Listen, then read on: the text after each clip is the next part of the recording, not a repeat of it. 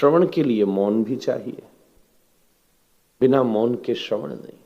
और मौन केवल शाब्दिक मौन नहीं है, वैचारिक मौन भी है, मानसिक मौन भी है।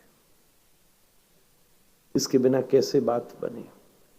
अंदर ही कुछ बोल रहा है तो फिर बाहर का भीतर कैसे प्रवेश करे?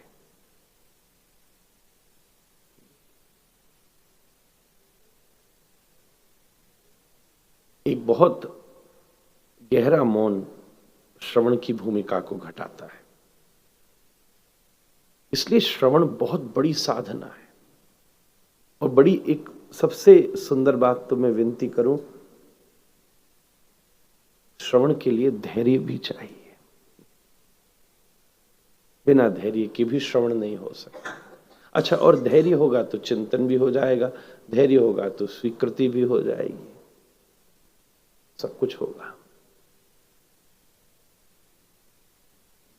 एक और बात मन में आ रही है, श्रवण के लिए संबंध भी चाहिए।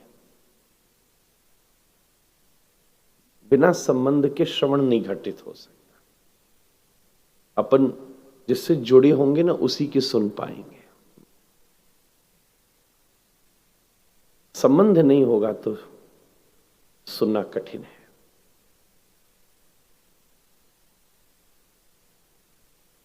इसलिए श्रवण साधना है। वर्णन सेवा है। इसमें स्वाद ही इस बात का है कि कहने वाले के हृदय में सेवा की भावना है। वैसे भी हम गोसाई लोग हैं, मूल काम हमारा सेवा ही है। बस फर्क इतना सा है, वृंदावन में जब श्री मंदिर में होते तब अर्चा से सेवा करते, यहां चर्चा से सेवा करते। दोनों अनुभूति एक सी है।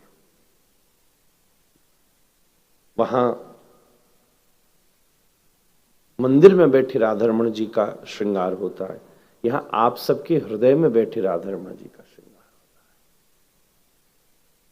उसमें चरित्र का हम मुकुट लगाते हैं, उसमें हम आचरण के नूपुर पहनाते हैं, उसमें हम आत्मचिंतन के सुंदर कंठहार पहनाते हैं। तब हृदय में बैठे राधारमण जी सजते हैं।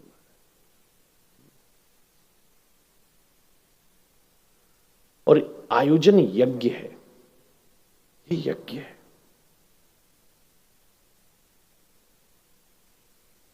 यज्ञ में समिधा चाहिए, घृत चाहिए।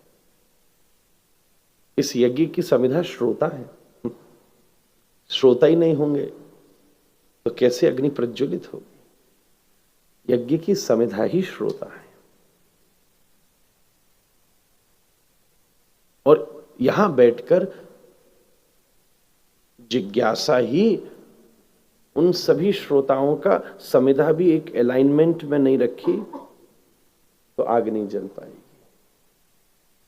हम सबके भीतर श्रवण की जो जिज्ञासा है वही समिधाओं का अलाइनमेंट है। अगर जिज्ञासा श्रवण की नहीं होगी तो वो बिगड़ जाएगी बात। आए तो सही, पर व्यवहार करने आए तो हो सकता है बुलाने वाले के देखने की प्रतीक्षा रहे। एक बार लाडली देख तो रहे कि हम भी आए थे, हाय बस हो गया, एंट्री रजिस्टर हो गई, मेरा व्यवहार पूरा हो गया। ये भी तो आवश्यक है, कोई मुझे उसमें समस्या नहीं है।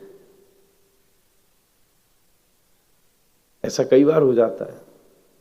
कई कई आयोजनों में हमने देखा है, कोई केवल व्यवहार के लिए आया हो, वो पूरी कथा में बुलाने वाले को ताकता रहता है कि जैसे ही वो हिले डुले तो वो जस्ट बता दे कि आई वॉज ऑल्सो हियर। मेरे साथ ही कई बार हो जाता है। आज भी कोई आए होंगे शुरू में, क्योंकि हमने उनसे कहा था। सुबह यज्ञ हुआ, पूजन हुआ, अभी पूर्णाहुति होनी बाकी है। तो विश्राम वाले दिवस तो कंक्लूजन के सब काम होते हैं। आज हमको स्वयं को भी बड़ा श्राद्ध करना था। माँ सवेरे से प्रसादी बनाने में लग रही थी। हम सब लोग तर्पण कर कर आए। समय लगा। तो उन्होंने कुछ भी नहीं था तो खाली व्यासपीठ की फोटो भेज दी, महाराज जी रजिस्टर कर लेना, मैं आया था।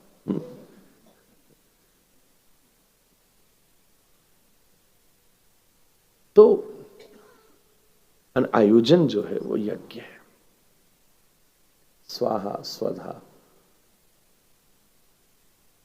आयोजन यज्ञ है। श्रवण साधना है, वर्णन सेवा है और आयोजन यज्ञ है। अतः अगर श्रवण और वर्णन ठीक से रहे तो भी इस यज्ञ की पूर्णाहुति संभव है। अपने जीवन में केवल, आज तो कंक्लूजन का दिन है, केवल 3 वस्तुओं को पकड़ लेना पर्याप्त है। समय समय लगने पर सेवा, सत्संग और स्मरण, ये 3 वस्तु बस अपनी साधना की परिपक्वता के लिए पर्याप्त है। जहां अवसर मिल जाए, सेवा में किसी के प्रति दीन भाव नहीं होता, ध्यान दीजिएगा। सेवा में सामने वाले के भीतर ईश्वर का दर्शन होता है। मतलब अगर आपके भीतर दया की जागृति हुई है तब हमने दया की है, सेवा नहीं की है। जब हमारे भीतर करुणा की जागृति हुई है तब भी सेवा नहीं हुई है। सेवा उपासना के स्तर पर आती है। हम राधा रमण जी की सेवा करते तो हमारे भीतर दया नहीं जागृत होती। कई बात की दया, वो स्वयं दया निधि हैं, हम क्या उन पर दया करेंगे। हम जब ठाकुर जी की सेवा करें तो हृदय में करुणा जागृत नहीं होती, सौभाग्यानुभव होता है कि जिसके, बिंदु जी का पद है, जिसके एक भ्रिकुटी के बल पर सागर सप्त उबलते देखा, उनको गोकुल में माखन पर 100 बार मचलते देखा। अपना मान टले टल जाए, भक्त का मान न टलती। जिसके एक भ्रिकुटी बल से सागर सप्त उबलते देखा। एक बार भ्रिकुटी टेढ़ी कर दे। भागवत जी के एकादश में लिखी है, नारायण की भ्रिकुटी पर यमराज बैठते हैं। यमराज यहीं से प्रकट होते, जरा टेढ़ी कर दी तो यमराज एक्टिव हो जाते हैं महाराज। जिसके एक भ्रिकुटी बल से सागर सप्त उबलते देखा, उनको गोकुल में माखन पर छछियावर छाछ पे नाच रचा है। ये सौभाग्यानुभव है।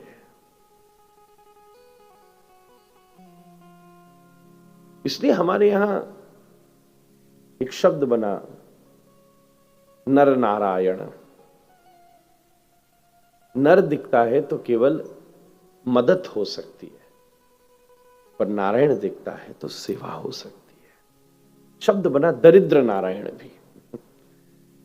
धन नहीं है उसके पास, पर कोई मालूम नहीं, न जाने का रूप में नारायण मिल जाए। ये वास्तव में सेवा की अनुभूति है।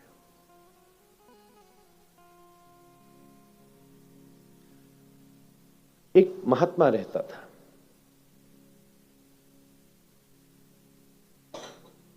और एक सेठ जी उनके शिष्य, और वो एक ही को उन्होंने शिष्य बनाया।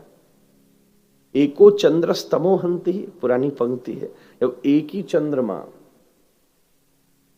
पूरी रात्रि का अंधेरा नष्ट कर सकता है, ये बड़ी बात नहीं कि हाउ मेनी, आज तो सोशल मीडिया का जमाना, how many followers you have. Ramakrishna Paramahamsa को केवल एक विवेकानंद की जरूरत पड़ती है, बस एक। क्योंकि वो महात्मा ने उसी सेठ जी के घर की केवल प्रसादी स्वीकार की। और सेठ जी का भी नियम रोज जाते दोपहरी में बाबा का प्रसाद देकर, आज किसी से कुछ नहीं लेते, भजन करते, बस एक ही प्रसाद। अब सेठ जी बूढ़े होने लगे बहुत, तो कहा, पहली बार जीवन में कुछ कहा, अभी तक कुछ नहीं कहा, मेरे मन में इच्छा है आप एक बार मेरे यहां पधारो। बाबा ने कहा ठीक है, कल मैं आऊंगा। अगले दिन लगभग भोजन का समय 1-1:30 बजे का होता था। परिवार वालों को बुला लिया था, चौक पूर ली थी, कदली वृक्ष लगा दिए थे, सब फूल लेकर तैयार थे, भोजन भी पूरा तैयार था, समय आने वाला था। तभी देखा बाबा आते होंगे। 1:30-1:45 बजने को आया। दरवाजे पर सब खड़े हैं। अब सड़क पर बहुत सारे जीव जानवर होते हैं, बिल्ली कुत्ता होते हैं। बाहर भी उन्होंने सजावट फूल की कर रखी थी। तो कुत्ता घुसने लगा, फूल को सूंघने लगा, अंदर आने लगा, तो उनको बड़ी गुस्सा आई। भगा भगा बार बार घुसे, तो हाथ में डंडा था, चौकीदार से लेकर बड़ी जोर से दिया। मनी मन प्रॉब्लम ये भी हो रही थी। मैंने तो पूरे शहर में ढिंढोरा पीट दिया था कि गुरुजी मेरे घर आ रहे हैं। या 2:30 बजने को आया। जब बिल्कुल ही हद हो गई तो 4 बजे सबको लौटाया। पर मन में बात भी आई, गुरुजी का भी नियम है, मुझसे ही लेते हैं, भूखे होंगे, कोई बात नहीं। पैक किया, वापस गए। पहुंचे तो गुरु ध्यान में बैठे थे। प्रसाद रख के प्रणाम किया, गुरुदेव मैं बड़ी प्रतीक्षा कर रहा था, आप आए नहीं। तो गुरुदेव के ऊपर कंबल था, उसे हटाया। बोले मैं तो आया था, ये देख पीठ पर डंडे का निशान है, पर तू जैसे चाहता था मैं वैसे नहीं आया था, जैसे मैं चाहता था वैसे आया था। अरे ये तो डंडा मैंने कुत्ता को मारा था। ओहो, पीठ पर निशान देखकर सेठ भावुक हो गया। मुझसे गलती हो गई, कल फिर अवसर दे। ठीक, कल फिर आइए। फिर से पूरी तैयारी करी, सब किया। आज तो कोई कुत्ता दिख जाता तो अंदर और लाता, आइए प्लीज। नीचे थाली भी रख दी, 25-50 लोगों को खिलाता। कई कुत्तों ने खाया आज। सोचे अब, पर मन में डाउट जरूर बना रहा, पता नहीं गुरुजी आज इस रूप में आए थे कि नहीं, चेक तो कर लूं। तो कुछ भोजन हाथ में टिफिन में लिया, पहुंचा जंगल में। फिर 4 बजे तक, गुरुजी क्या आप आए थे? तो गुरुदेव मुस्कुराने लगे। जब कुत्ते घुस रहे थे उस समय आज एक डंडा लेकर जोर से डंडा टेकता, आवाज करता एक भिखारी आ रहा था, जिसके डंडे को देखकर कुत्ते डर के भाग रहे थे। तो ये बड़ा गुस्सा हुआ, बोले तेरे चक्कर में कुत्ता भाग रहे, पता नहीं गुरुजी ना आए हो। तो उसने उसको वहां से हटाया, तो वो भिखारी डिसबैलेंस होकर गिरा और थोड़ी कोहनी पर चोट लग गई और चला गया। जब सेठ जी ने पूछा तो गुरुजी ने हंस के फिर कंबल हटा के अपनी कोहनी दिखा दी, उसमें से खून आ रहा था। ओहो, अब जैसे तू कल मुझे चाहता था, आज मैं वैसे नहीं आया था। इसकी आंखों से फिर आंसू बहे, गुरुदेव मुझे क्षमा करना, एक दिन और अवसर दो, अंतिम बार। इसके बाद में अगर योग्य नहीं रहा तो जीवन में कभी आपसे नहीं कहूंगा, बस अंतिम 3 बार तो अवसर देने। ठीक है, शास्त्र की भी आज्ञा। गुरुदेव ने फिर हामी भरी, बस इतना सा परिवर्तन था। आज इसने किसी को नहीं रोका, चाहे कोई भिखारी आवे, चाहे कोई जीव आवे, कोई जंतु आवे, कोई जानवर आवे, जो आवे उस सबका हाथ बढ़ाकर स्वागत किया, सबको प्रेम से वैसे ही भाव से खिलाया जैसे अपने सदगुरु को खिला रहा होता। मनी मन भाव था। तभी देखा ठीक 1:30 बजे सामने जिस रूप में ये बचपन से देखता आया था, उसी रूप में गुरुदेव सामने से चले आ रहे थे। अपने रूप में अभिवादन कर प्रणाम कर खिलाया। बोले जब तूने सबके लिए द्वार खोल दिया तो तेरा द्वार मेरे लायक बन गया। न जाने का रूप में नारायण, यही वास्तव में सेवा है।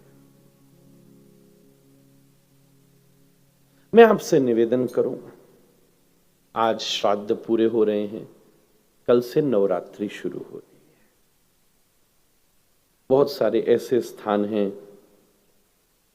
इन 9 दिनों में कुछ लोग तो कुछ नहीं करते, फिर भी कम से कम हमने ये जरूर सुना है, खास पंजाब की तरफ भी, उत्तर प्रदेश की तरफ भी, आई बिलीव यहां भी, महाराष्ट्र फिर भी कल्चर को लेकर बहुत एक्टिव है, कम से कम खाने पीने की शुद्धता करते।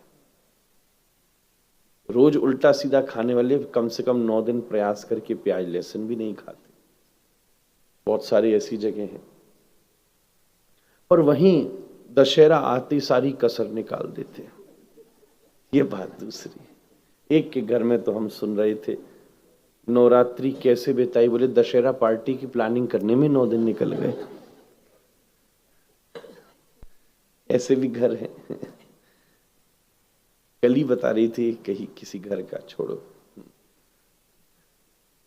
तो भोजन के साथ साथ भगवती की कई लोग उपासना करते हैं। नवरात्रि के बाद दशमी आएगी और फिर एकादशी और फिर शरद पूर्णिमा पहुंच जाएगी। हमारे यहां वैष्णवों में, क्योंकि सभी देवियों में परम राधा रानी तो परम स्वरूपा है ही, इसलिए हमारे यहां नव विलासों की भी चर्चा है। वैष्णवों में प्रत्येक नवरात्रि पर, इस पुस्तक में भी उसका वर्णन किया गया है,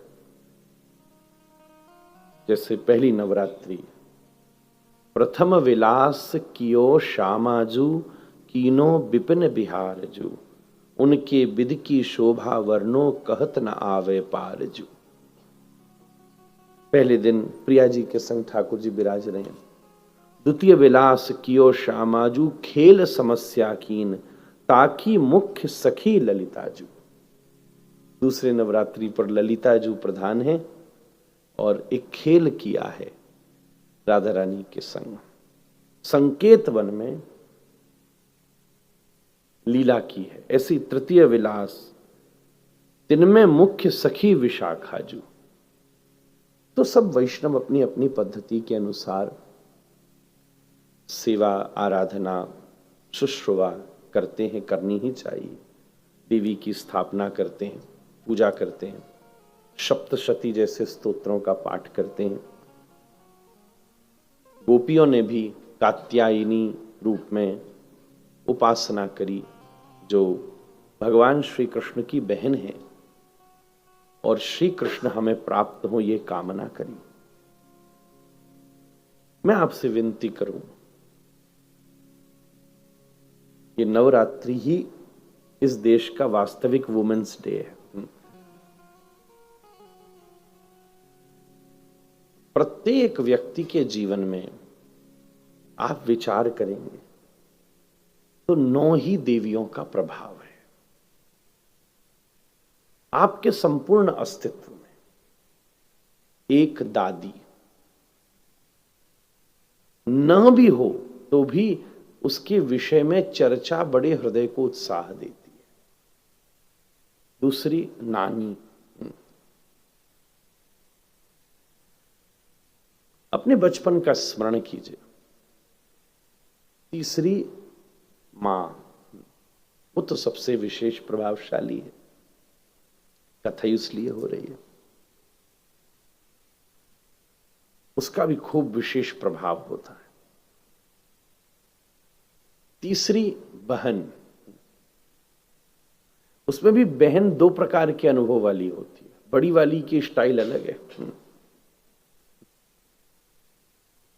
छोटी वाली की अनुभूति अलग है। उनका भी प्रभाव प्रत्येक व्यक्ति के जीवन में। कितने जन ऐसे हैं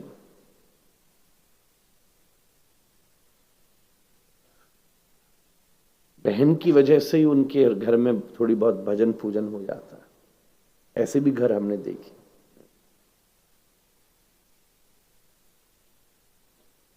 तीसरी क्या कितने, पांचवी, भैया अच्छी गिन रही है। हाँ। पांचवी सब जानते हैं, वो है गृहिणी। गृहिणी गृह मृत्याशु न गृहम गृहम उच्यते, पत्नी। उसका भी प्रभाव सबके जीवन में है ही। रुचि अरुचि शांति सब व्यवस्था, वो जितनी प्रतिभाशाली हो व्यक्ति उतना विकास कर सकता है।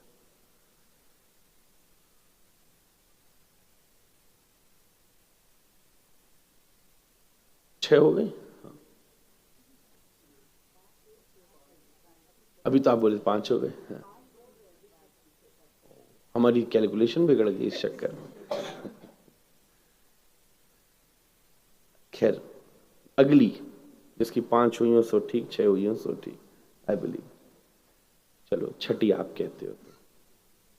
जीवन में अगर किसी का प्रभाव होता है तो वो है पुत्री। उसका भी अपना सुख है पुत्री का। बहुत विलक तरीके से उसका पोषण भरण कहीं न कहीं मैंने कई घरों में देखा है। जब तक वो घर में रहती है तब तक उसके प्रति अलग भाव होता है, और जब विदा हो जावे, ब्याह हो जावे, तब कईयों को तब ज्यादा अपनी सी लगने लगे। ऐसे भी अनुभव है। पुत्री का भी आपके जीवन में अनुभव, उसका भी स्पंदन परिवर्तित होता है। सात हो गई हम, अब छह हो गई। हमें चक्कर में डाल दिया। कोई बात नहीं। सातवीं, अब सातवीं ना, सातवीं रूप में हमें ऐसा अनुसंधान लगता है, और वो है पुत्र वधू के रूप में। उसका भी घर में बहुत बड़ा प्रभाव होता है। पुत्र वधू निश्चित रूप से कितने कितने घरों में हमने देखा है, कहीं संस्कार से युक्त पुत्र वधू आ जावे। अभी तो इस ससुराल में कोई ऐसी भक्ति का संस्कार नहीं था, पर कितनी जगह पुत्र वधू ने आकर के, इसलिए जरूर ये कार्य किया कीजिए। जब घर से हमारे बाबा भी आज्ञा करते थे, पिताजी तो कराते ही थे, जब विवाह के समय विदाई हो रही हो कन्या की, तो उस समय उसके साथ जरूर गोविंद और गीता दो चीज जरूर भेज दीजिए। ठाकुर जी ले जावे और ग्रंथ साथ ले जावे। कितनी जगह बैठे आए हुए गोपाल जी ने सबरे ससुराल कंट्रोल में ले आए महाराज वो। सच बताऊं, ठाकुर जी की अपनी महिमा है। अपनी सेवा है। अगली आठवीं, कोई माने या न माने, पर घर में उत्पन्न होने वाली पौत्री, उसके प्रति एक अलग अनुभव होता है। कई बार एक व्यक्ति जिन पुत्री और पुत्र वधू से जिन अपेक्षाओं की अपूर्ति का अनुभव करता है, पौत्री के द्वारा उन अपेक्षाओं की पूर्ति की आशा रखता है। ये कोई माने या ना माने।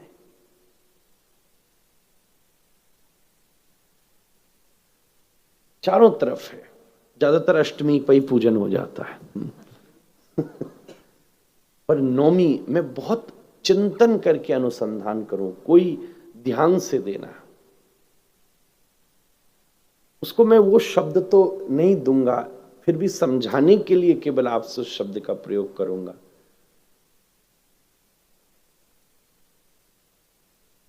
उसका भी जीवन में बहुत बड़ा प्रभाव है, कोई माने या न माने। और नौवीं स्त्री है बाल्यावस्था में कुछ देर संभालने वाली दाई।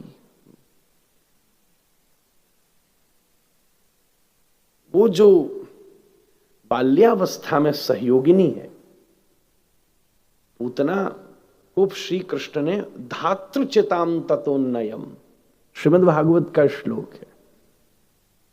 हमें कान पकड़ के बात कहनी चाहिए, पर बहुत सारे लोग तो ये भी विचार करते हैं कहने को तो श्री कृष्ण देव की सुत हैं,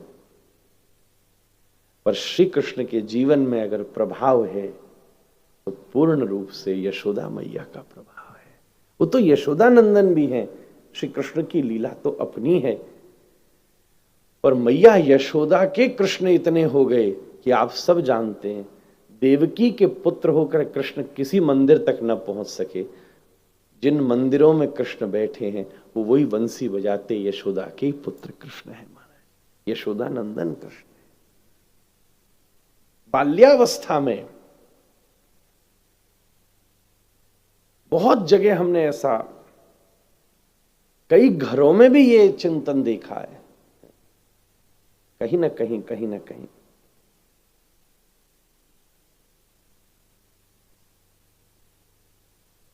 एक बंगाल से हमारी शिष्या है,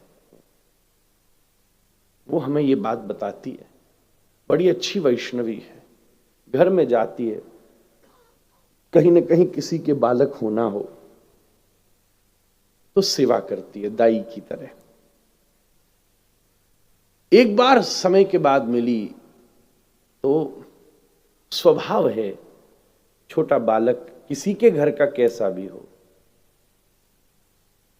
निताई गौर हरि बोल, इतना नाम सुनाते सुनाते 2-4-6 महीना रात्रि में बालक की लोरी ही कृष्ण नाम बन गई, कृष्ण नाम बन गई। और मैं जानबूझ के जब मैं मिला तो उसने मुझे बताया, और उस परिवार से भी मुझे बाद में मिलने का अवसर मिला। कितने समय तक उसके चले जाने के बाद भी बालक को वही हरि नाम सुनकर सोने का अभ्यास हो गया महाराज, अभ्यास हो गया। वो भी, उसका भी जीवन में एक बहुत बड़े हिस्से का प्रभाव है, a positive impact and it can be a negative impact too, पर प्रभाव तो है ही है। बहुत सारी जगह ऐसी भी हैं जहां माता और पिता के स्पंदन का ही अनुभव बालक को नहीं हुआ, केवल मेड्स ने ही उनको बड़ा किया है, तो उनके संस्कार अपने हो गए, फिर वो संबंध बड़े होकर के वो संबंध ही नहीं बन पाया, ये भी स्थिति बनी है। इसलिए प्रभाव तो उसका भी है, उसका भी है। प्रत्येक व्यक्ति के जीवन में ये 9 प्रकार की स्त्रियों का प्रभाव है, और सबका अपना अपना फेज है। मैं ज्यादा डिटेल में नहीं जा सकता, इस समय विश्राम दिवस है, कभी किसी समय में चर्चा की गई थी। प्रथमम शैलपुत्री च, और एक जीवन, एक स्त्री के जीवन में भी ये 9 फेसेस हैं। These are 9 phases of your life. जब छोटी कन्या है तो शैलपुत्री है, आगे बढ़िए जिस समय स्त्री गर्भवती है कुष्मांडा है, जब बालक को छाती से लगा के दूध पिलाती है स्कंद माता है, घर में वृद्धा की तरह आशीर्वाद देती है कात्यायनी है, जब पितर बन जाती है महागौरी है। ये जीवन के 9 फेसेस भी स्त्री के जीवन में घटित होते हैं। नवरात्रि आ रही है, मैं आपसे कहूं हम भगवती की अपनी अपनी अनुभूति से सेवा पूजा करेंगे, पर 9 दिवस पर्यंत दिव्यता के साथ ये 3 चीजों का अभ्यास करना अच्छा होगा। नित्य अवसर लगने पर सेवा कीजिए, नित्य अवसर लगने पर सुमिरन कीजिए, नित्य अवसर लगने पर सत्संग कीजिए। तीनों का नित्य अभ्यास हो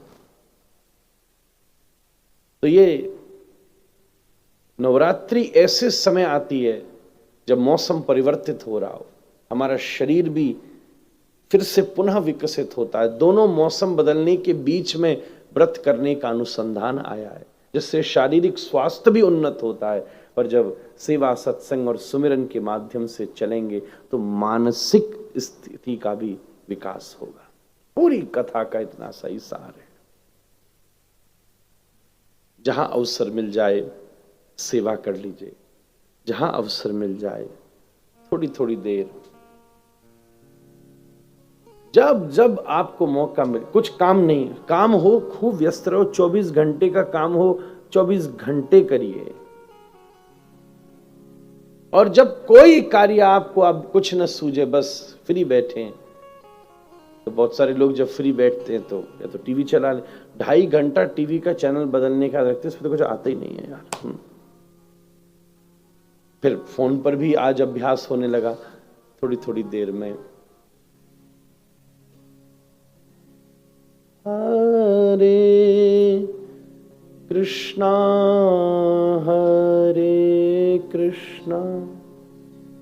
कृष्णा कृष्णा हरे हरे हरे राम हरे राम राम राम हरे। और जहां आपकी तारतम्यता बैठे, जहां तरंग बैठे, जो अनुभूति बैठे, जो जो हृदय से निकलता हो, और सुमिरन कीजिए। और बैठकर अपने पारिवारिक जनों के साथ, मित्र मंडली के साथ जब अवसर मिले, कभी मानस की पंक्ति उठा ली, कभी हनुमान चालीसा उठा ली, कभी भागवत का श्लोक उठा लिया, कभी मीरा सूर का कोई पद उठा लिया, बैठ करके खूब प्रेम से सत्संग कीजिए।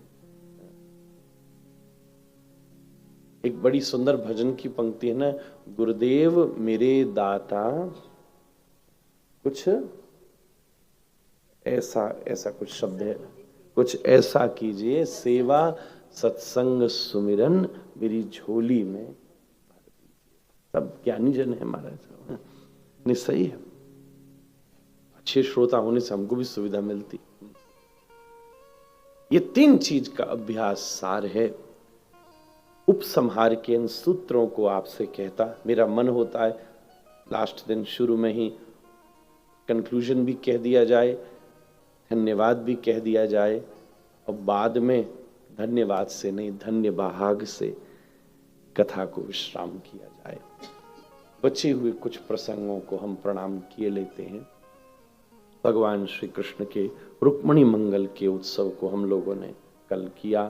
तुलसी शालिग्राम विवाह हुआ। प्रभु के द्वारिका योग पीठ है, जहां विभिन्न प्रसंगों में भगवान का अष्ट महर्षियों के साथ परिणय हुआ। एक स्यमंतक मणि के प्रसंग में जामवंती जी के साथ श्री कृष्ण का विवाह हुआ।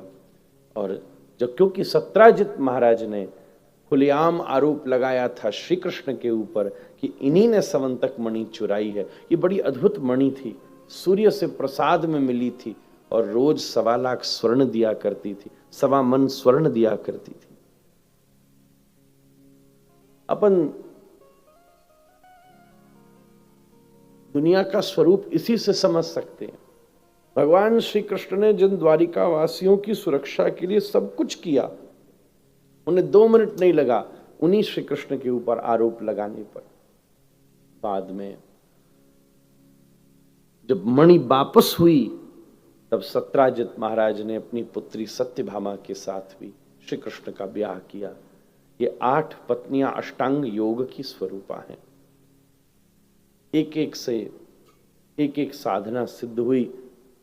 एक जन देवर्षि नारद स्वर्ग से पारिजात वृक्ष का पुष्प लेकर के आए हैं।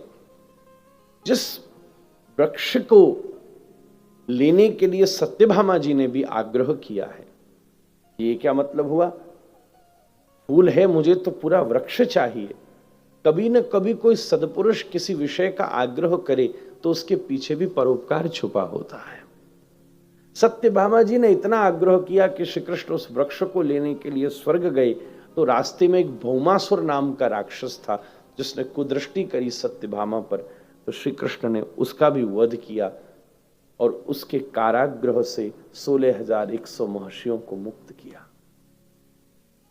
सब अपने अपने घर लौटी और बड़ी हताश हुई और एक दिन उसी निराशा में पहुंची सत्यभामा जी के पास। हे देवी, आपने ही श्री कृष्ण को आग्रह कर कर वहां लाने का भाव बनाया, नहीं तो कहां आते वो। पर दुनिया बड़ी विचित्र है, कम से कम उसके यहां छत तो थी, यहां तो अपने ही लोगों ने दगा किया।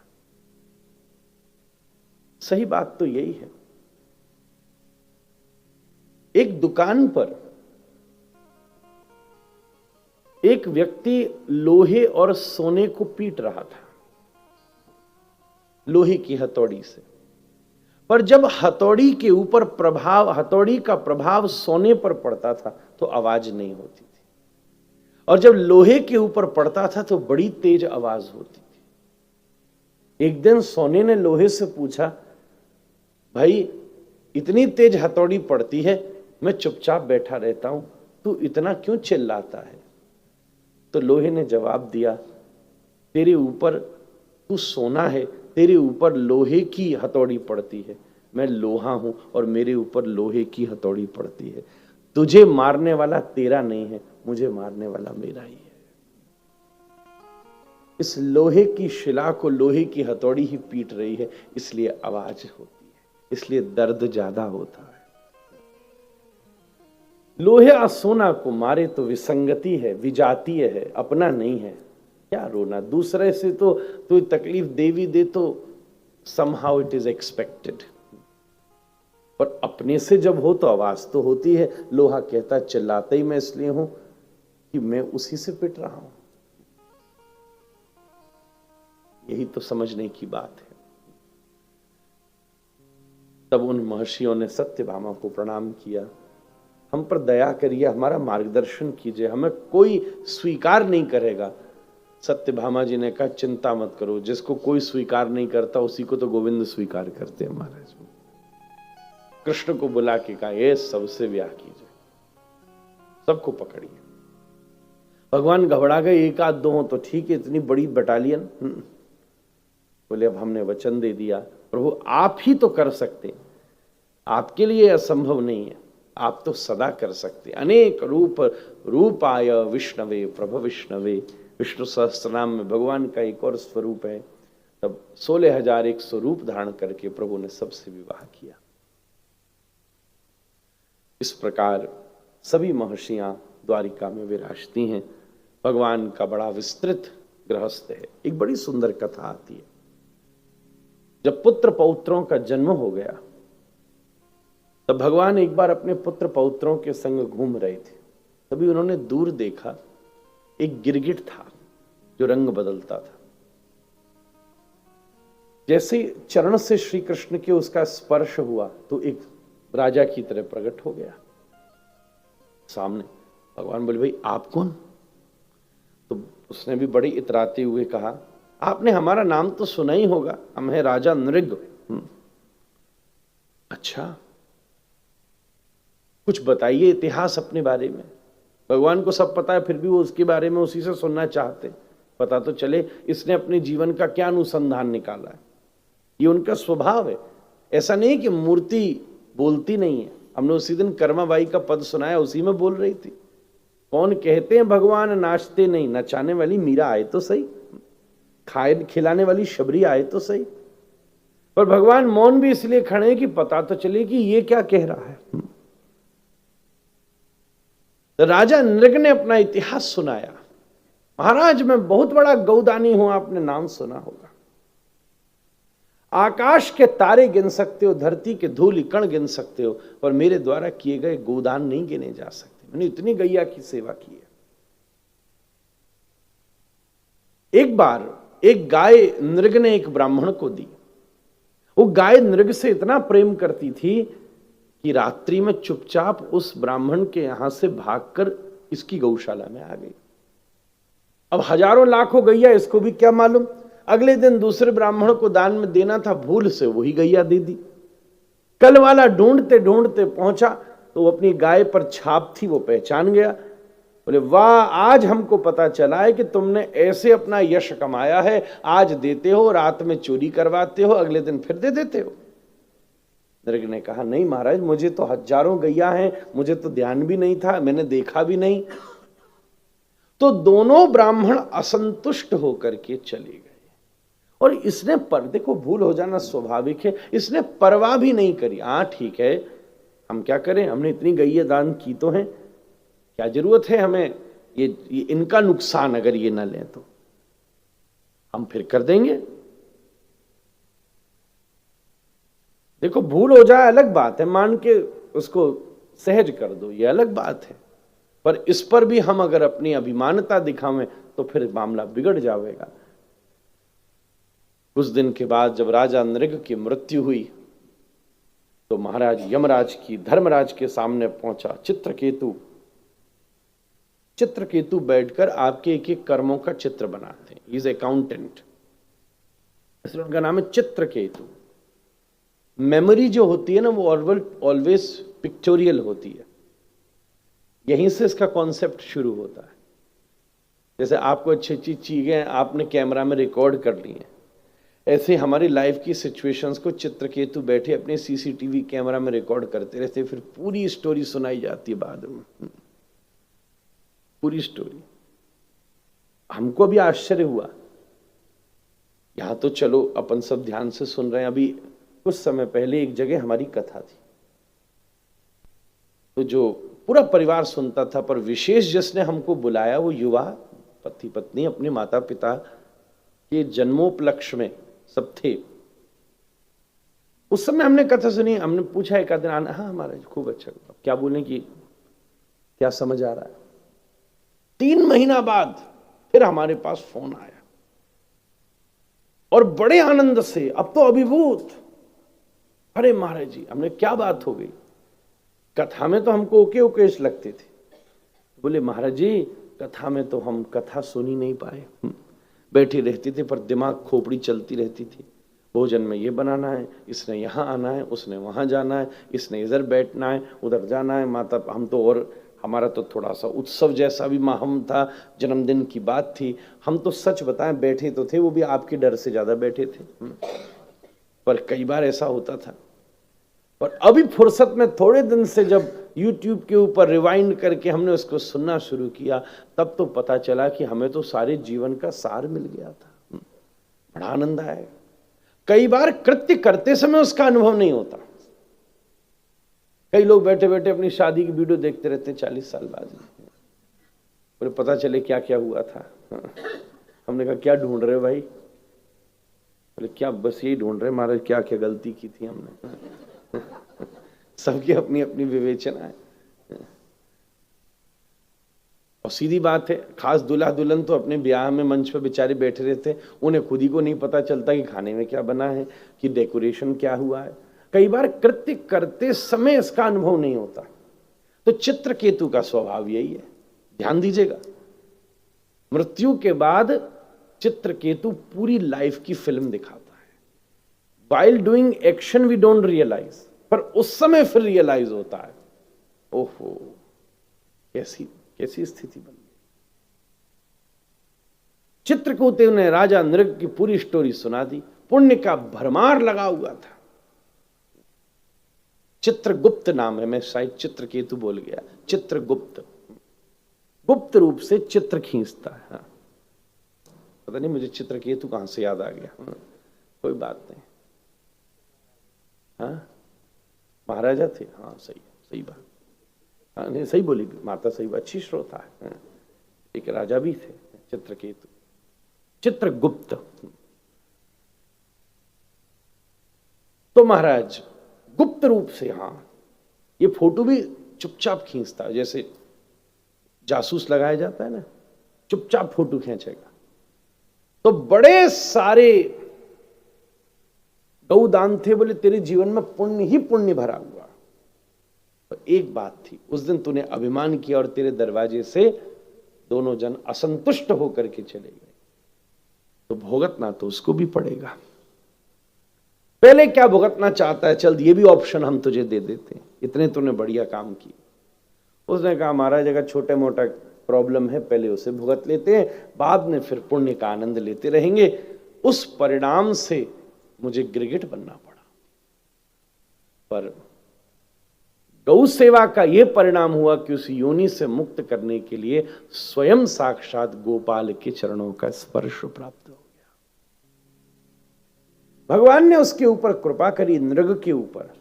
पर यह घटना भगवान ने जानबूझ के किसको दिखाई? अपने परिवार को। बच्चे पोते सब संग घूम रहे थे। जब उन्होंने ये देखा तब कर्म का विधान उनके सामने प्रस्तुत किया कि देखो कर्म कितना सेंसिटिव है। इसलिए कर्म योगी केवल उसको नहीं कहते जो बहुत ज्यादा एफर्ट करता है, कर्म योगी उसको कहते हैं जो कॉन्शियस एफर्ट करता है।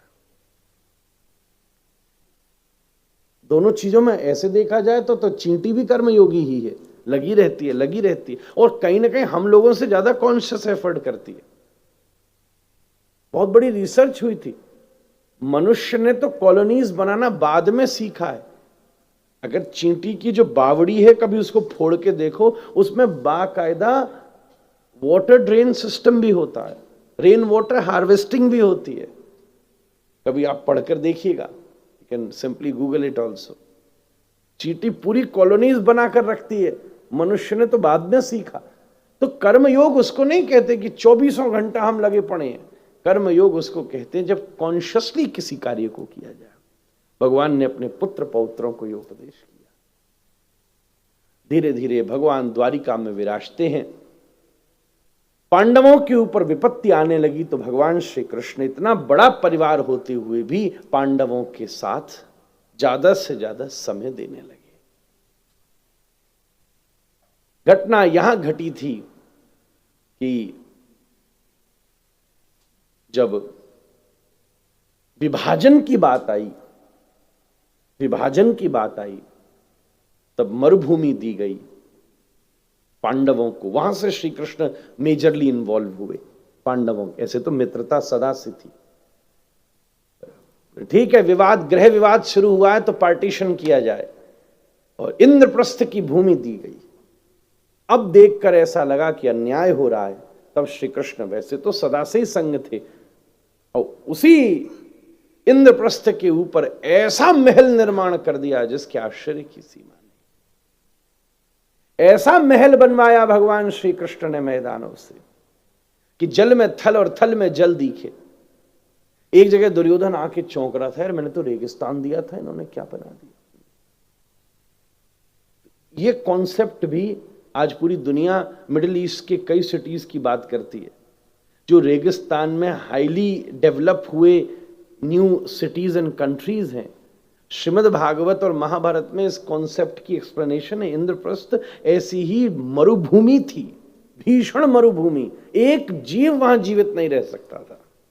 उस क्षेत्र पर उस समय भगवान श्री कृष्ण ने सबसे हाईटेक सिटी डेवलप करी, और देखा जाए तो ऐसा शहर बनाया जो वर्तमान समय में भी राजनीति का केंद्र बना रहता है। इतने वर्षों के बाद सदा पिछले 5000 वर्ष से वही नगर इस पूरे स्थान के संचालन में अपनी भूमिका निभाता है। ऐसा विकास किया। दुर्योधन अंदर आके चौंक गया तो एक जगह देखा, ऐसा लगता था पानी है, रास्ता ही नहीं। तो बंदा अपनी धोती ऊपर करके चले, तो यहां तो कुछ नहीं हुआ। एक जगह देखा तो यहां तो फ्लोर है, वहां पानी था, तो धड़ल्ले से चला, धड़ाम सीना पानी में गिरा। उसे देखकर सब हंसने लगे। महाभारत में स्पष्ट लिखा है, कृष्ण हंसे, युधिष्ठिर हंसे, विदुर हंसे, उसकी तरफ वाले भी हंसे, द्रौपदी भी हंसी। पर मुश्किल यह पड़ी कि दुर्योधन की हंसते समय थोड़ा सा एक व्यवहार था, सामने नजर द्रौपदी पर पड़ी कि यह हंस रही है। फिर यहां पर फिल्म में डायलॉग आया कि द्रौपदी ने कह दिया, अंधी की संतान अंधा होती है। महाभारत में ऐसा कहीं नहीं लिखा है, एक जगह भी पंक्ति नहीं मिलेगी आपको। उस दिन उसने प्रण किया, श्री कृष्ण की अग्र पूजा हुई। इस व्यवस्था में जब ये मरुभूमि मिली थी तो भगवान ने युधिष्ठिर से कहा था, इंद्रप्रस्थ की स्थापना पर तुम अश्वमेध यज्ञ करो। अश्वमेध यज्ञ उस समय अपनी, आप महाभारत के स्वरूप को देखिए तो अपनी सीमा को निश्चित करने के लिए अश्वमेध यज्ञ किया जाता था। प्रत्येक राजा, इसलिए राजा करते थे आधीन हो जाए इस व्यवस्था से, उसमें जो जो आधीन नहीं हो, सबने युधिष्ठिर को सपोर्ट किया क्योंकि उस समय का प्रभाव ऐसा पड़ गया था, केवल जरासंध की तरफ विरोध था। तो श्री कृष्ण ने भीम के द्वारा जरासंध का वध अब चल करके कराया और सार्वभौम सबने किसी न किसी बल से स्वीकार किया। भीष्म का भी इसमें बहुत बड़ा रोल था। अब युधिष्ठिर का अग्र पूजा, युधिष्ठिर का अश्वमेध यज्ञ और इस इंद्रप्रस्थ की स्थापना का गृह प्रवेश चल रहा था, जिसमें अग्र पूजा के लिए श्री कृष्ण का चयन किया गया। इस बात से शिशुपाल का माथा खराब। अपनी वाली तो लोहे पर लोहा हल्ला मचाने, ये भी कजन ब्रदर ही था। जब ये जन्म लिया था तो इसकी भी 4 भुजाएं थी और ज्योतिषियों ने कहा था कि जिसके हाथ में इसकी 2 भुजाएं जड़ जाएं उसी के द्वारा इसकी मृत्यु होगी। एक दिन खेलते खेलते श्री कृष्ण ने इसको गोदी में लिया तो इसकी 2 भुजाएं जड़ गईं। मैया बोली, तू ही अपने भाई को मारेगा? तो श्री कृष्ण ने वचन दिया, ऐसे अपराध जिस पर मृत्युदंड दिया जाए, ऐसे 100 अपराध में इसकी क्षमा करूंगा। आज शिशुपाल भरी सभा में कृष्ण को गाली देने की शुरुआत करे, खूब सुनावे। भीम खड़े हो गए, सावधान, मैं छोड़ूंगा नहीं। बोले, चुप रहो भैया, बात मेरी पर्सनल प्रॉब्लम है। अर्जुन ने गांडीव उठा, बोले चुप हो जाओ। उसी समय युधिष्ठिर ने कहा, कृष्ण एक गाली दे रहा, तुमको मजा आ रहा है? बोले, मेरी नजर से देखो, गाली तो दे रहा है पर दिल से दे रहा है महाराज। आजकल तो लोग आशीर्वाद भी मिलावटी देते, ऊपर से तेरा भला हो जाए, मनी मन के तेरा दिवाला निकल जाए तो मजा आ जाए महाराज। कम से कम आशीर्वाद तो बढ़िया दे रहा है, गाली तो बढ़िया दे रहा है। कृपा हुई, तब शिशुपाल का भरी सभा में सुदर्शन के द्वारा वध किया। भगवान तो काउंटिंग्स कर रहे थे, वो गाली दे रहे थे, ये काउंटिंग कर रहे, 1 2 3 4 5। You have to focus on the right thing in the negative situation. परिस्थिति जब विपरीत हो तो सही गणित पर ध्यान रखना चाहिए। गाली दे रही, भगवान तो गिन रहे, जैसे 98 99 तो सावधान के भैया 2 और ऑप्शन रह गए, तुम पे तुम देख लो। नहीं माने तो सुदर्शन चलाया, मस्तकोच्छेदन हुआ, सबने हल्ला मचाया, मार दिया मार दिया मार दिया। संत खड़े हो गए, अरे कैसी बात कर रहे हो? मार दिया कि भरे सभा में तार दिया इसको महाराज। तब श्री कृष्ण की अग्र पूजा हुई। इन सब प्रसंगों के बाद प्रार्थना की परीक्षित ने कि कोई मीठी कथा सुना दो, तो सुदामा जी की कथा सुनाई। सुदामा भगवान के परम मित्र हैं। उज्जैन में महर्षि संदीपन जी के आश्रम, भागवत जी में कहीं भी सुदामा का नाम ही नहीं, सुदामा नाम नहीं है, बस एक इतने गुण हैं, इतने गुण हैं कि गुणों का वर्णन करते करते सुखदेव जी नाम लेना ही भूल गए। इतने श्रेष्ठ ब्राह्मण, इतने श्रेष्ठ। नियम है 3 घरों में भिक्षा लेने जाते हैं, और जब 3 घरों में भी 5 घरों में भिक्षा लेने जाते हैं और 5 घरों से भी कुछ न मिले तो खाली लौट आते हैं। कई बार ऐसा होता कि 5 घरों से भी कुछ न मिलता, बच्चे भूखे रहते। अपने नियम के पक्के, गरीब नहीं थे पर नियम के पक्के थे, त्यागी थे, दोनों में फर्क है। सुशीला जी आग्रह करती, 5 घर का नियम है, पर 5 घर कौन से होंगे ये तो नियम नहीं है ना। क्यों ना तुम कृष्ण के पास जाओ, इतना याद करते हो, वहीं भिक्षा ले आओ। बोले, वो तो मेरा मित्र है, नाता है मेरा उनसे। बोले, फिर भी अच्छा बोले, जाऊंगा तो भिक्षा के लिए नहीं जाऊंगा, नातेदारी के लिए जाऊंगा, और जब नातेदारी में जाया जाएगा तो खाली हाथ जाऊंगा नहीं। जब ये कहते तो सुशीला के पास कहने को कुछ ना होता, पर जब आज फिर से वो दिन आया, बच्चों को 2-3 दिन हो गए, कुछ खाने को न मिला, और जब फिर जाने की बात बनी तो फिर सुदामा ने तर्क दिया। तो सुशीला चुपचाप 3 घरों में दौड़ी, कुछ तंदुल इकट्ठे किए और बांध करके सुदामा के हाथ में दे दिए। जाओ स्वामी, आज आपकी ये बात भी मैंने पूरी कर दी। अब तो सुदामा के पास कोई तर्क ही न था। डंडा टेकते सुदामा पहुंचे द्वारिका। जय विजय पार्षद अपनी योनियों से मुक्त हो चुके थे, दरवाजे पर खड़े थे। सुदामा ने जाके पूछी, भैया हमें श्री कृष्ण से मिलना है। पहले तो मनी मन सोचने लगे, नंगा भिखारी कहता है श्री कृष्ण से मिलना है। तभी याद आया, भैया ऐसा मत सोचो, ऐसे ही 4 नंगे वैकुंठ में आए थे, हमने घुसने से रोक दिया तो 3 जन्म का श्राप मिल गया, जैसे तैसे छूट के बचे। फिर से एक बाबा जी ठड़ो हो गए दरवाजे पे, फिर रोक दिया तो फिर 5-7 जन्म का चक्कर ना पड़ जाए। हाँ हाँ महाराज हम बताते हैं, इतने उतावले हो गए, ये सीधा भागे अंदर। श्री कृष्ण सत्यभामा के महल में बैठे थे, इन्हें सब्र ही नहीं, सीधा घुस गए। द्वारपाल दरवाजे तक रह के खबर भिजवाता है, ये तो महारानी जी के महल में घुस गए अंदर और कहा, ए प्रभु प्रभु, द्वारिकाधीश, द्वार के ऊपर एक विप्र पधारे, उन्होंने अपना नाम सुदामा बताया है। क्या कहा मैंने, क्या सुदामा? सुदामा आया है? सुनते ही आश्चर्य में पड़े, कृष्ण आसन से कूद पड़े, अरे चप्पल तक पहनना भूल गए, पादुका पहनना भूल गए और दौड़कर सुदामा को हृदय से लगा के भीतर ले आए। सोचा कहां बिठाऊं, और सब आसन तो छोटे हैं, अपने ही आसन पर बिठा दिया। चरण जिस पर धरते थे वो चरण चौकी पर कृष्ण खुद बैठ गए। ऊपर से नीचे तक सुदामा को देखा तो पैरों में कहीं न कहीं बिबाइयां फटी थी, खून निकल रहा था। रुक्मणी को कहा, मित्र के पैर से रक्त बह रहा है, जल्दी गर्म पानी करके ला।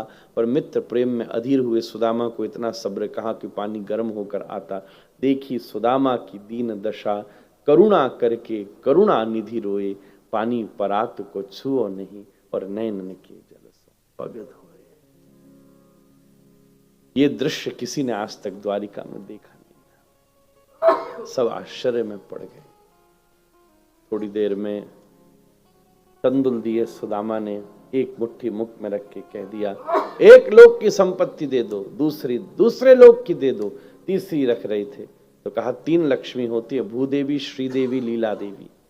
श्रीदेवी स्वयं सत्यभामा पास खड़ी है,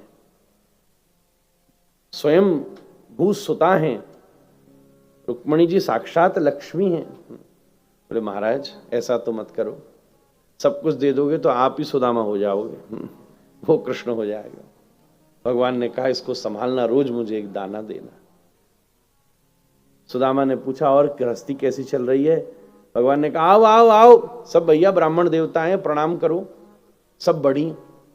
सुदामा ने दूर से देखा, लगा सब दासियां होंगी, एक आध दो भाभी होगी। तो जो के पूछा कृष्ण इसमें से भाभी कौन सी है? कृष्ण बोले सबरी भाभी हैं तेरी। महाराज बोले कमाल कर दिया भाई।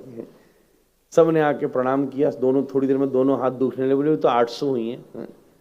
और जब पता चला 16,108, सुदामा उठ के दौड़ गया, इतनी तो आशीर्वाद मैंने कमाई नहीं है जिंदगी में, जो मैं बांटू कहां से। थोड़े दिन रहने के बाद सुदामा ने जाने का मन बनाया। जब जाने लगे तो भगवान ने फिर से वही वस्त्र पहना दिए जो पहन कर आए।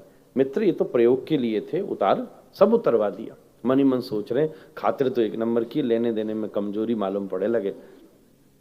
पर जैसे द्वारिका के दरवाजे पर पहुंचे, पूरी द्वारिका चरणों में गिर गई, क्योंकि आज तक कोई ऐसा महात्मा नहीं आया जो जैसे आया कृष्ण से मिलकर वैसे ही वापस लौट रहा है। महाराज वापस पहुंचे सुदामा तो पूरी नगरी बदली पड़ी थी, अपने ही घर नहीं पहचान पाए।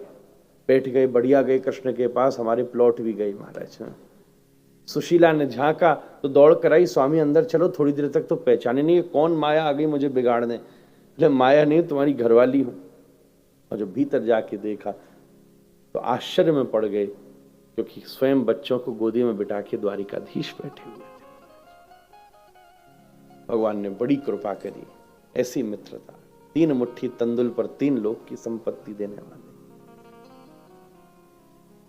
यन मित्रम परमानंद। भगवान के साथ कोई सबसे बढ़िया संबंध है तो मित्रता का है। और आज पूरी दुनिया में सबसे बड़ा अभाव है तो मित्रता का ही है। मित्रता 2 रूपों में घटित होती है, एक है संबंध, एक है भाव। A friendship can be an emotion and it can be a relation. शास्त्र ने कहा जिस भी संबंध को स्वीट बनाना उसमें फ्रेंडशिप की शुगर घोल लो। शास्त्र ने आज्ञा दी बाप और बेटा की चप्पल का नंबर 1 हो जाए तो पुत्र मित्र वदाचरित, उसको मित्र बना ले, पति पत्नी बन जाए, 2 व्यापारी। जिस भी जगह मित्रता घुल जाएगी तो मित्रता एक भाव को भी कहते हैं और मित्रता एक संबंध को भी कहते हैं। बोले ये कौन है? कोई संबंध नहीं है, बस मित्र है। तदनुसार ही इस दुनिया में सबसे बड़ा अभाव अगर किसी के प्रति है तो मित्र के प्रति ही तो है। और तो संबंध कहीं ना कहीं हमें अच्छे मिल ही जाएंगे, बस एक ट्रू फ्रेंड सबसे कठिन होता है। क्यों ना अर्जुन ने भगवान को बनाया, क्यों ना बनाओ। आपको कोई पूजा पाठ नहीं आता, कुछ नहीं आता, थोड़ी देर ठाकुर जी के पास बैठ के बात ही कर लो महाराज। और बताएं प्रभु कौन सी चंदू की हलवाई मिठाई लाके खिलावे महाराज, क्या खिलावे, क्या पिलावे, क्या सुलावे। हमसे कई बच्चे पूछते महाराज वी हैव एन एग्जाम, हम क्या भगवान को पाठ सुनाएं, क्या करें, कहाँ से पूजा करें, इतनी पढ़ाई है। मैंने कहा कोई बात नहीं, तुम भगवान को अपने टेक्स्ट बुक पढ़ाओ, सुनाओ, उसमें गीता रामायण नहीं है क्या, सुनाओ, फिजिक्स सुनाओ, केमिस्ट्री सुनाओ, बायोलॉजी सुनाओ, अक्षर ब्रह्म तो सब जगह है हमारे। भगवान को भी तो पता चले आज कल वालों ने कितना कूड़ा भर रखा है महाराज, पता तो चले क्या अच्छा है क्या बुरा है। आपकी मेडिकल एग्जाम है, कोई नहीं, राधारमण जी को सामने बिठाओ, सुना दो सारी बायोलॉजी, क्या फर्क पड़ता है महाराज, उनको अपने आप अक्षर तो ब्रह्म है ही है ना।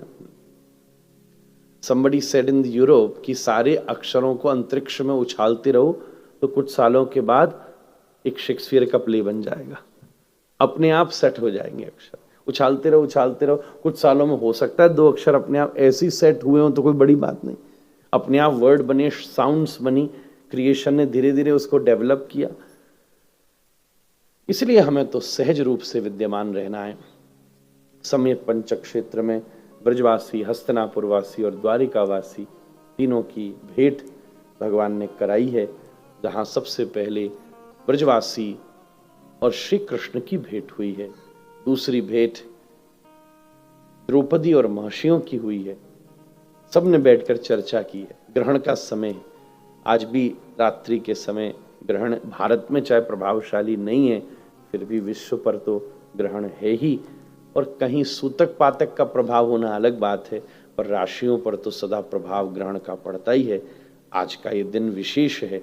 हम सब भी रात्रि के समय जब ग्रहण आसपास के क्षेत्र में जब भी आपको पता चले, खूब अच्छे से भजन पूजन कीजिए, ध्यान कीजिए, अच्छी बात है, अनंत गुना उसका फल बनता है। ऐसा अभ्यास करके चलिए।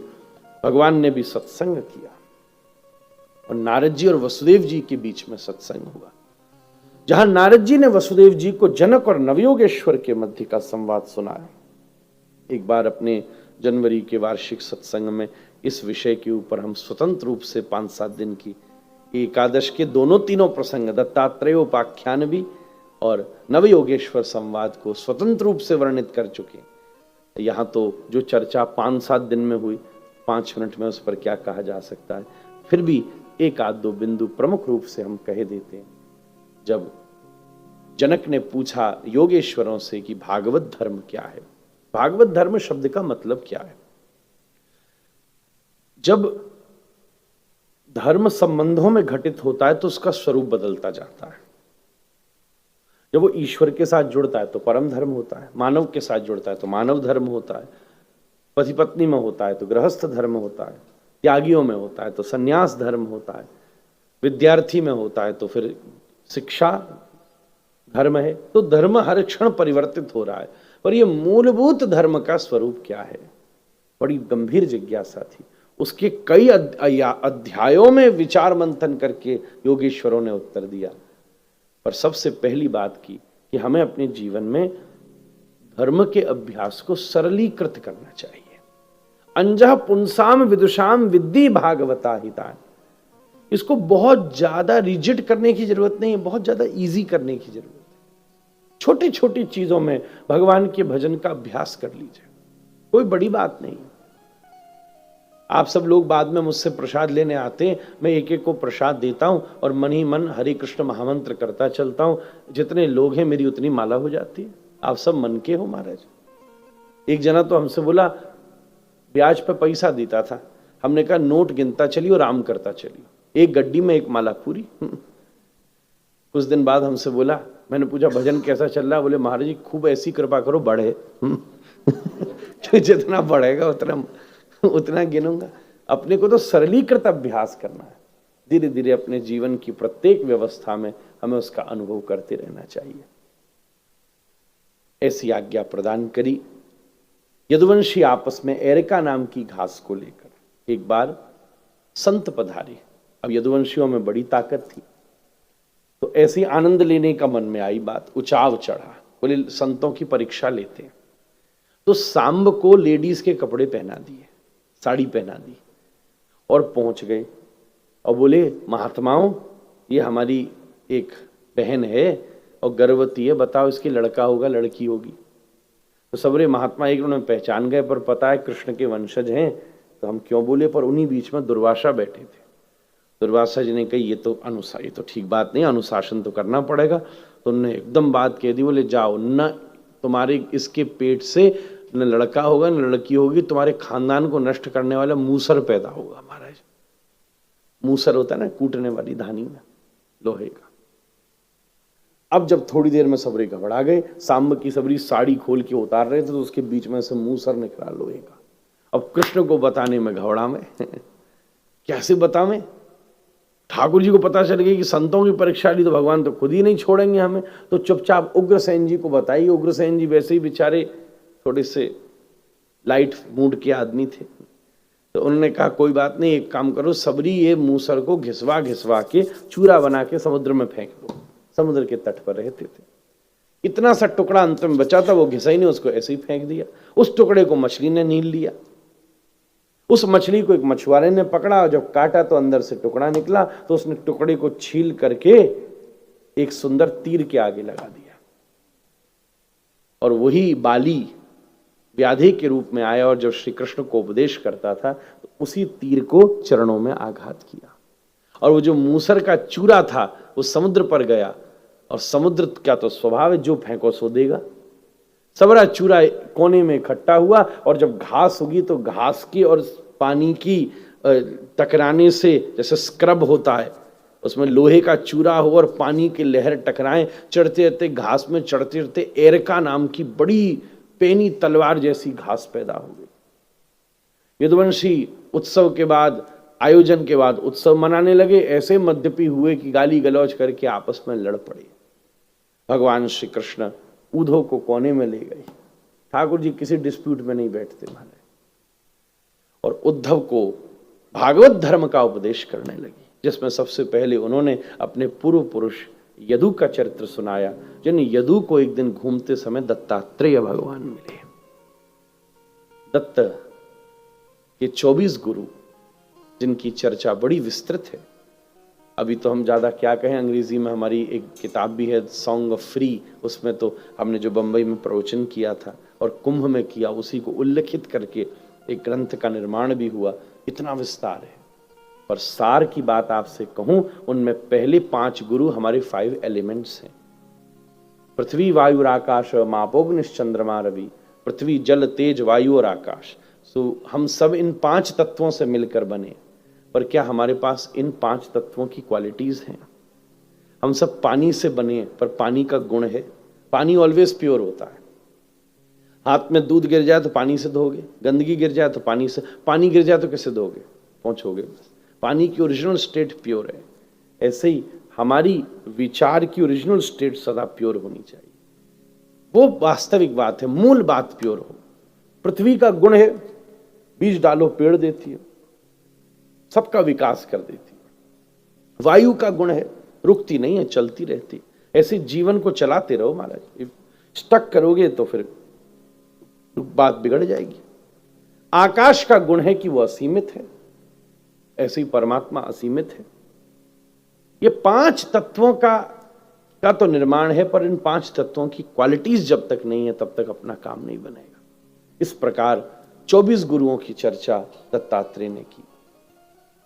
एक कन्या को भी गुरु बनाया, जिसने 20 साल रहकर 3 घंटे की शादी के बाद उसको मायका और उसको ससुराल मान लिया। बोले इस दुनिया में कुंवारी कन्या की तरह ही हम लोग रहेंगे और एक दिन कृष्ण नाम के साथ ब्याह करके घोषणा कर देंगे, संसार माया, ये माया का संसार मायका है, अब कृष्ण ही हमारा ससुराल है महाराज। ऐसी दत्तात्रेय की अनुभूति।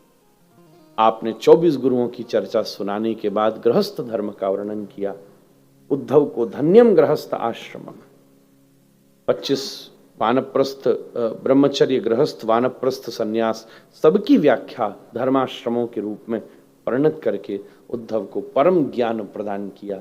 उद्धव से ही कथा शुरू हुई थी पहले और अब ऊधों पे जाकर विश्राम होती है।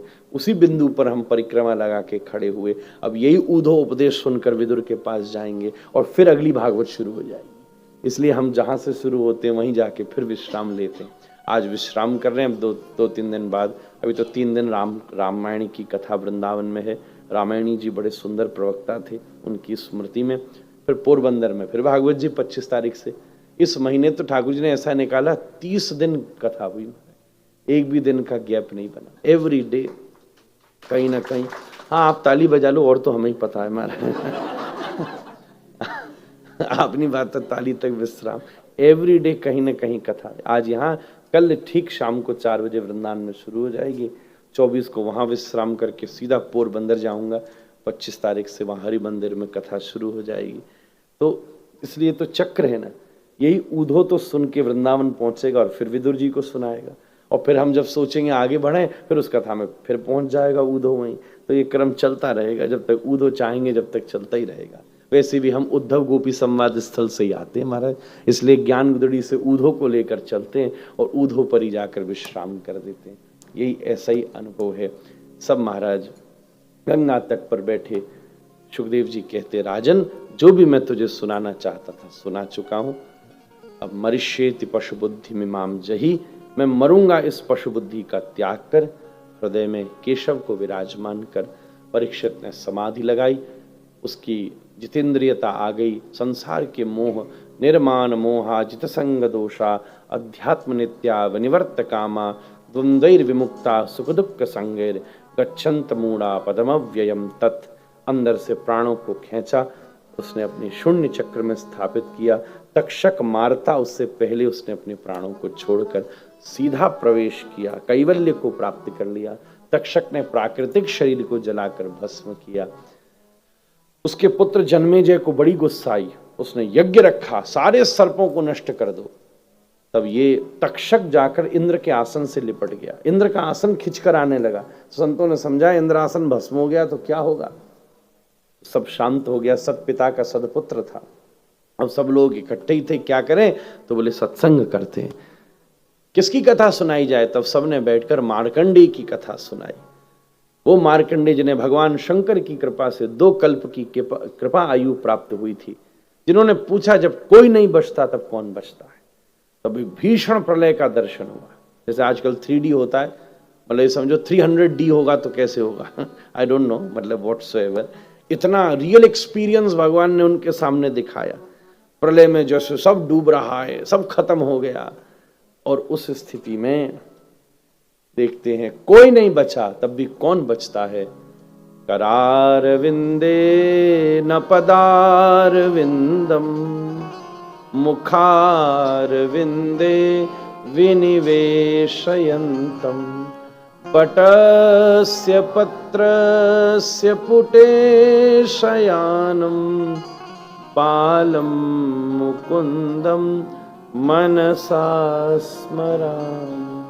वटपत्र के ऊपर बाल मुकुंद भगवान का दर्शन हुआ। भागवत जी का अंतिम श्लोक कहते हैं, नाम संकीर्तनम यस्य सर्व पाप प्रणाशनम, प्रणामो दुख समनस्तम नमामि हरिम परम। हमसे 7 दिन में कोई भूल हुई हो तो हमको क्षमा कीजिएगा, किसी हमारे जन से भूल हुई हो तो मन में अच्छी अच्छी स्मृति रखकर अपना भजन बढ़ाइएगा। ये संबंध तो क्षणिक है, असली संबंध तो प्रभु के साथ है। इस कथा से वो संबंध स्ट्रांग होना चाहिए, यही इसका सार है और सब व्यवहार है।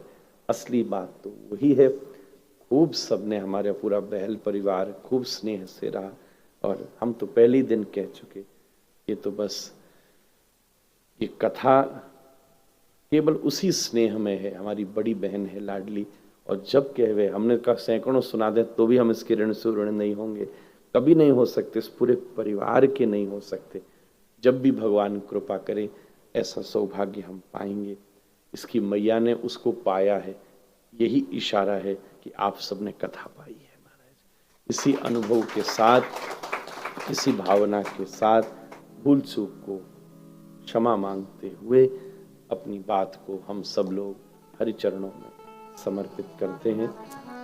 भविष्य में जब भी कभी फिर अवसर बनेगा, ये तो आज भी कह रही थी, अब दोबारा कब सुनाओगे? तो मैं बोले जब कहे सभी आ जाऊं, जब हरी कृपा हो। वैसे बम्बई बीच में जब आना हो तो खबर मिल ही जाएगी, पर एक और व्यवस्थित समय 27 जनवरी से एक तिथि, 27 जनवरी से 2 फरवरी तक की एक तिथि बम्बई के क्या नाम आज़ाद मैदान में एक दी गई है। वहाँ आयोजन मंडल कर रहा है एक, आप सबका उसमें स्वागत है।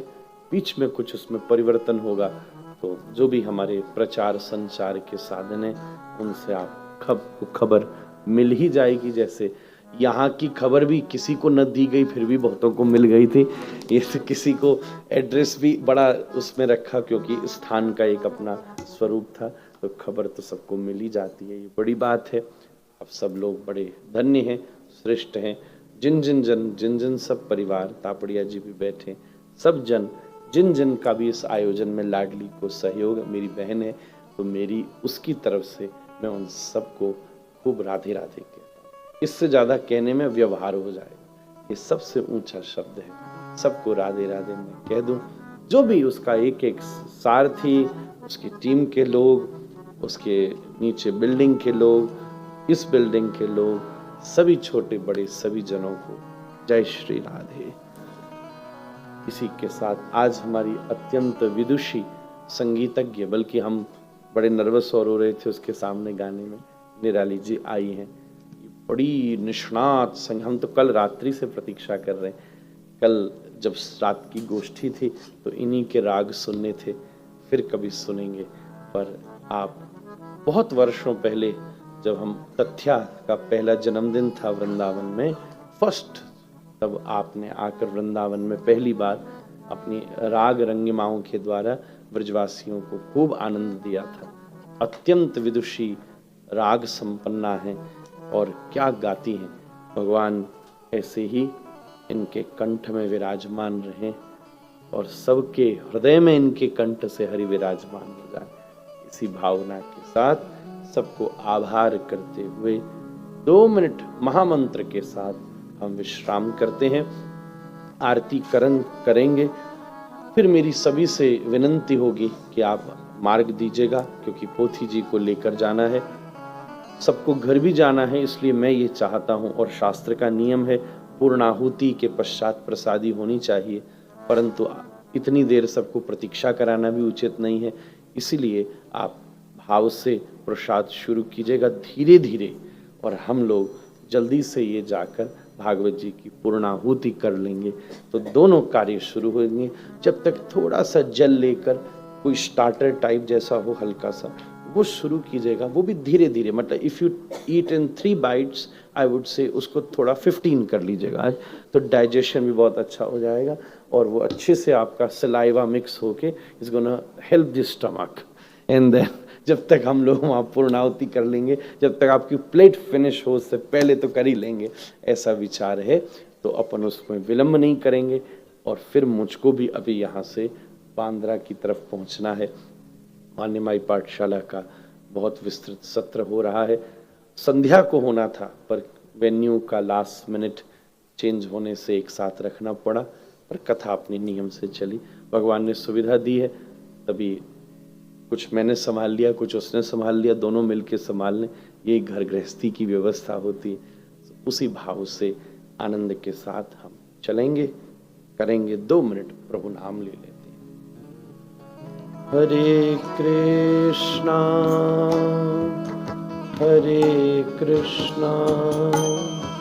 कृष्णा कृष्णा हरे हरे, हरे राम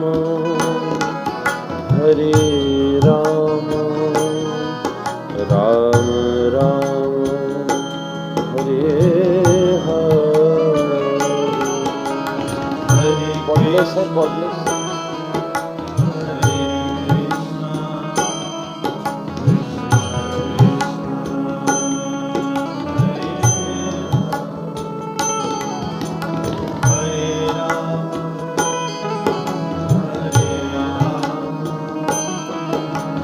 एक आध 2 बार तो सुन ही सकते हैं।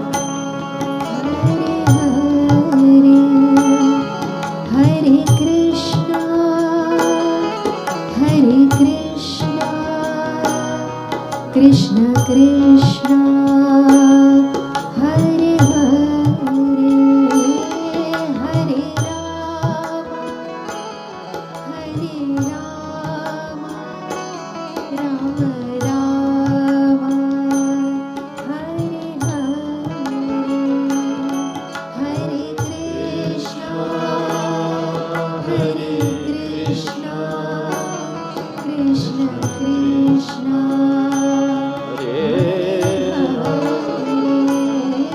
Hare Rama Hare Rama Rama Rama Hare Hare Hare Krishna Krishna Krishna Hare Krishna, Hare Krishna, Krishna Krishna, Hare Hare, Hare Rama, Hare Rama, Rama Rama, Hare Hare.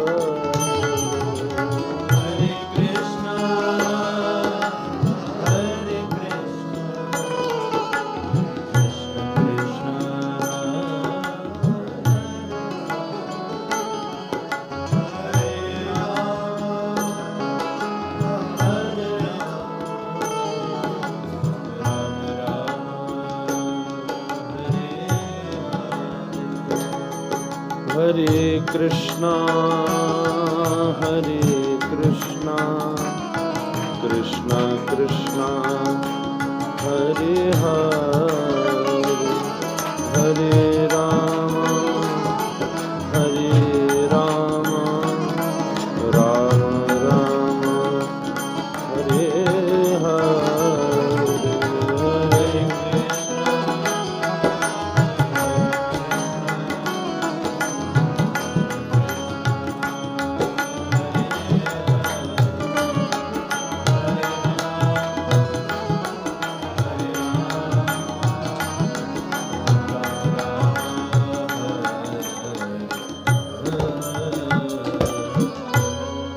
Hare Krishna, Hare Krishna, Krishna Krishna, Hare Hare, Hare Rama, Hare Rama, Rama Rama, Hare Hare. Shri Radha Ramana Lal ki jai, Srimad Bhagavad Bhagavan ki jai, Jai Shri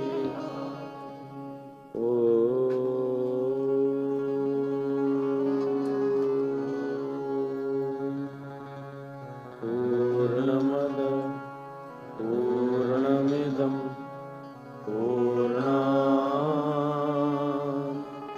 Purnamudachyate